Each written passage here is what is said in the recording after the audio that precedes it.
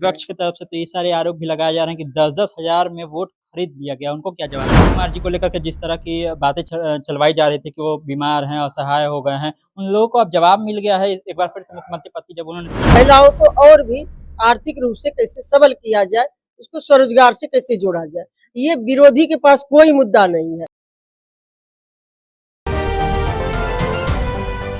नमस्कार, स्वराज पोस्ट देख रहे हैं आप। मेरा नाम है अनिकेत पाठक। मंत्री जी हमारे साथ में एक बार फिर से मंत्री पद की शपथ ली हैं। पहले तो बहुत-बहुत बधाई मैम। धन्यवाद आपको। एक बार फिर से मंत्री पद की शपथ ली हैं और कहा जा रहा था कि इस बार जो है महिलाओं ने बहुत ज़्यादा बढ़-चढ़ कर के वोट दिया है। किस तरह से इस बार का संकल्प है?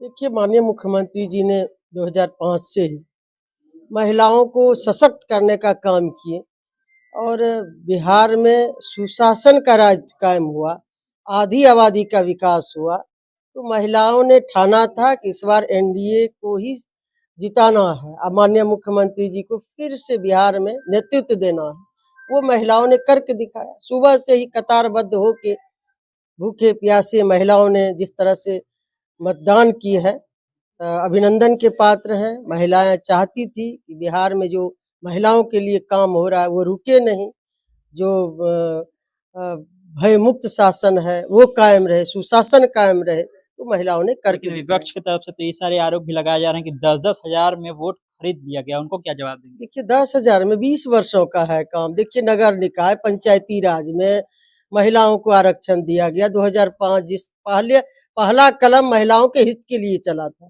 2005 में जब माननीय मुख्यमंत्री जी पहली बार बिहार की कमान संभाले तो नगर निकाय और पंचायती राज व्यवस्था में महिलाओं को 50% आरक्षण का कैबिनेट से स्वीकृति मिली। देखिए, शुरुआती ही महिलाओं को सशक्त करने से है।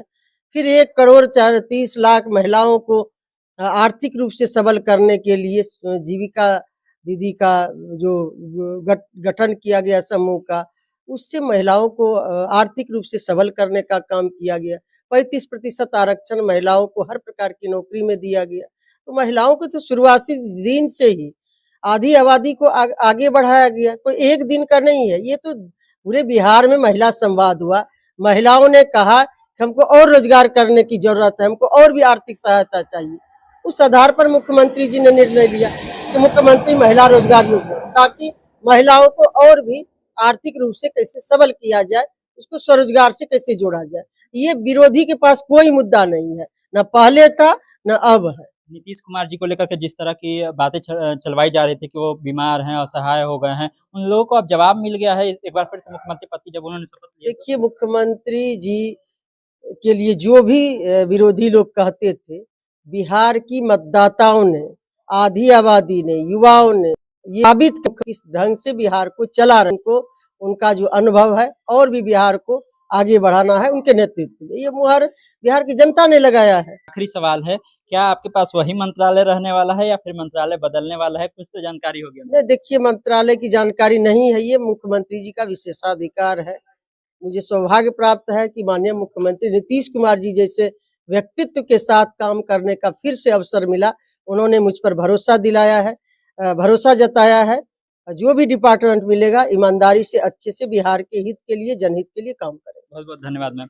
तो जयसी सिंह जी हमारे साथ में थी और जो है वो इस बार भी मंत्री बनी है और मंत्री बनने के बाद हमसे सीधी जुड़ी हुई थी। जब मंत्रालय को लेकर के उनसे सवाल पूछा गया तो उन्होंने कहा कि अभी मंत्रालय को लेकर के कुछ भी पता नहीं है और उसके बाद जो है महिलाओं की किस तरह से भागीदारी रही है इस बार के चुनाव में, उसको लेकर के भी उन्होंने बताया और जो सारे आरोप लगाए जा रहे थे कि 10,000 में वोट खरीद लिया गया, उसका भी जो है जवाब दिया है। तमाम सारे अपडेट के लिए आप स्वराज पोस्ट से जुड़े रहिए। यूट्यूब पर देखकर हमारे चैनल को सब्सक्राइब कर लीजिए, फेसबुक देख रहे फेसबुक को लाइक कर लीजिए। धन्यवाद, नमस्कार।